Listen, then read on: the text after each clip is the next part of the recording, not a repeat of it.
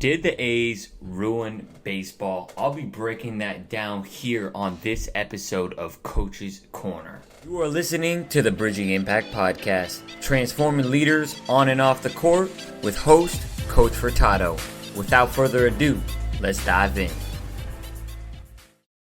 Hello everyone and welcome back to another episode of Coach's Corner, where I, Coach Furtado, I share the wisdom and the leadership that I am learning. And also, what I'm going to start adding to Coach's Corner are episodes like these, where I talk about the things that are going on into the sports world and what we can learn from them. So before I answer, did the A's ruin baseball, I have to talk about where the A's have been and what this is really all about. And I feel like most of us know what this is all about. It's about money.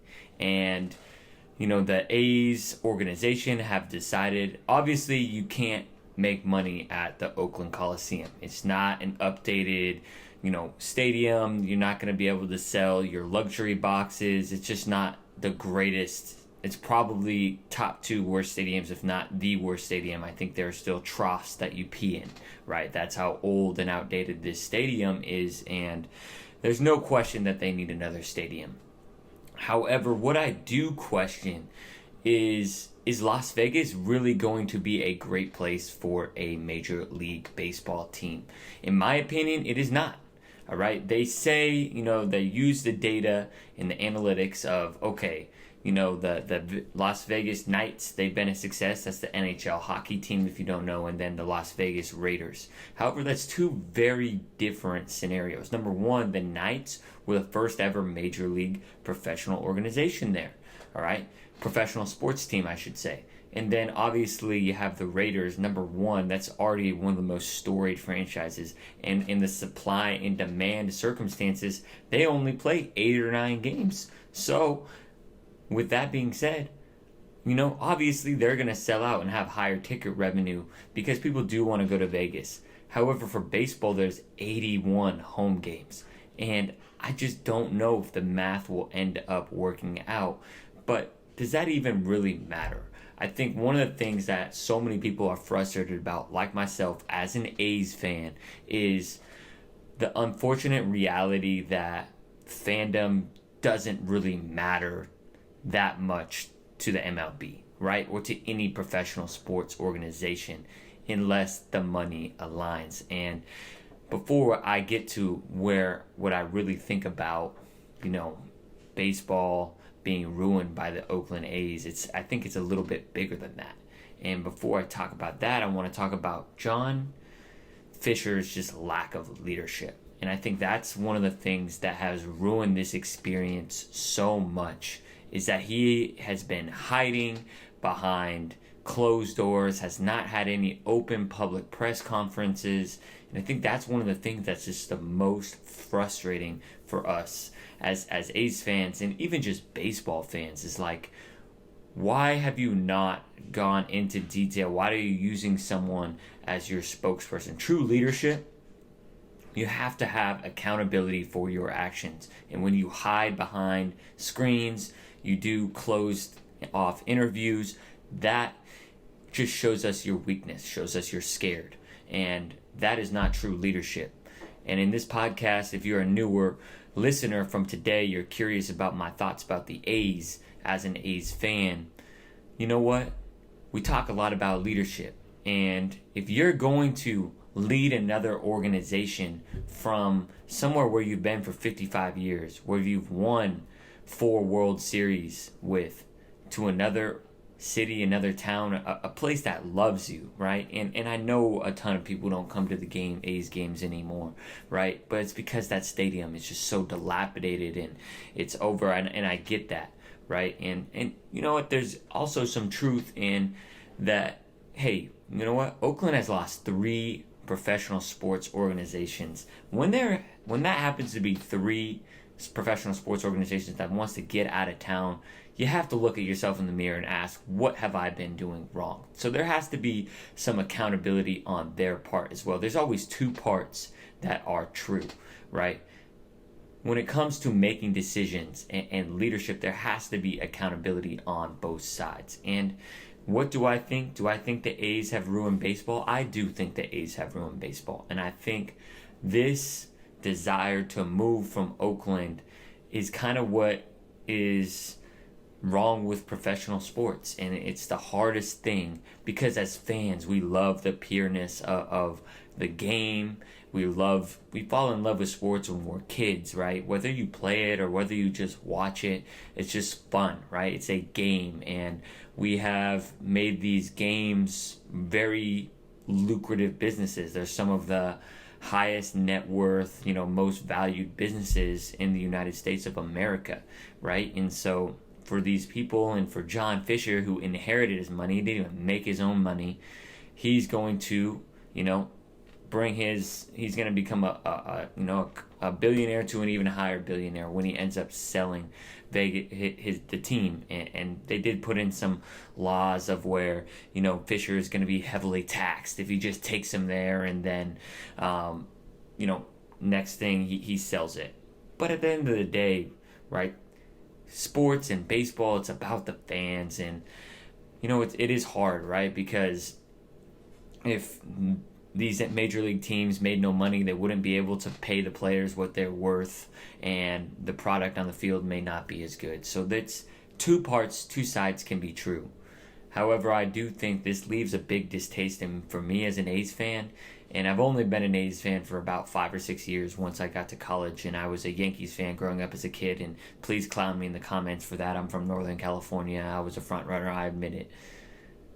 But now as an A's fan, I didn't watch every game this year, but I listened to what is called the A's Clubhouse Show after almost every single game. I'm a very loyal fan, even though the product that we put on the field was absolutely atrocious.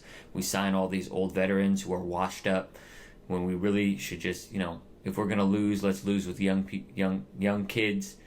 That's a whole nother thing for another day.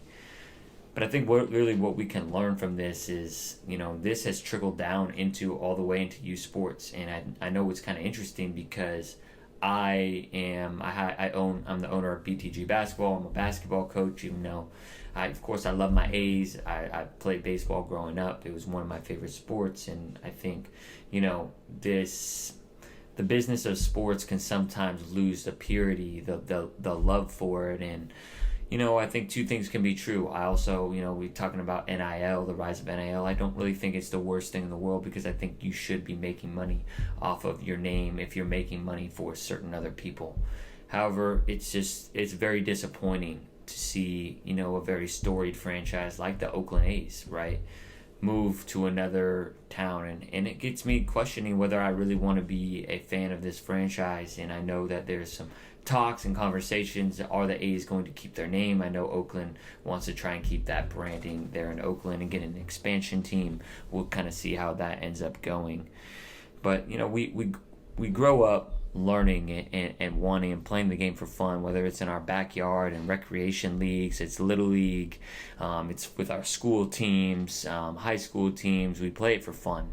And I was thinking about this the other day when I was thinking about talking to my athletes for a gratitude exercise for Thanksgiving. And, I don't remember, I do remember some of the championship runs we have. But in general, I don't remember all my best individual performances. I'll remember the team and the game and the camaraderie. And that's what sports is all about. And so as fans, right, the camaraderie is the misery when our teams are horrible or we lose a big game. And then that just gets taken away from some of us as fans when they move these cities instead of just expanding. And so that's where I think, the Oakland A's have kind of put a bad taste in my mouth, with baseball recently. And I think Rob Manfred is an absolutely atrocious owner, or not owner, but, president of the league, and just been continuously running this, MLB into the ground. They don't market their stars, and, I think that's a reason it's losing viewership.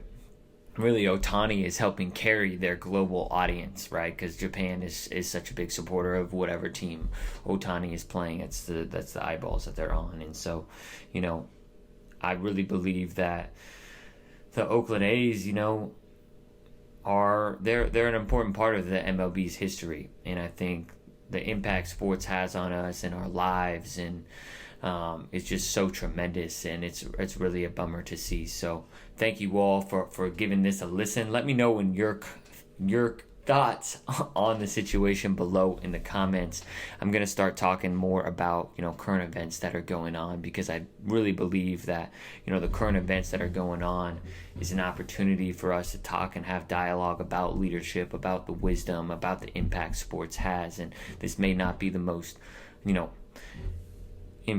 uplifting episode, but I do think what we can take away from this is how to not lead, how to not run an organization. John Fisher has been a clown. John Fisher has lacked true leadership, right? If you really want to, owe it to if you really cared about the franchise, if it was really about being rooted in Oakland, you would have honest conversations. You would have town halls with fans while they yell at you, because that's what you want to do. But don't hide behind the Twitter fingers or whatever you want to call it, behind closed doors. Go be a leader and lead out from the troops, because that's what it's all about. That's what we want to teach our athletes. So, Coach Furtado out. Thank you for listening to this episode of the Bridging Impact Podcast. We'd love it if you would like, subscribe, leave a comment and a review on whatever platform you're on. It's the best way to help us grow. We appreciate you for doing that. We'll shout you out on social media. I'd also love if you connected with me on social media. Let me know your thoughts, and this is why I do it. I want to share knowledge and wisdom from experienced leaders to people like yourself and myself, so we can have this dialogue and move forward, make an impact on the world. So stay tuned, stay subscribed. Cheers.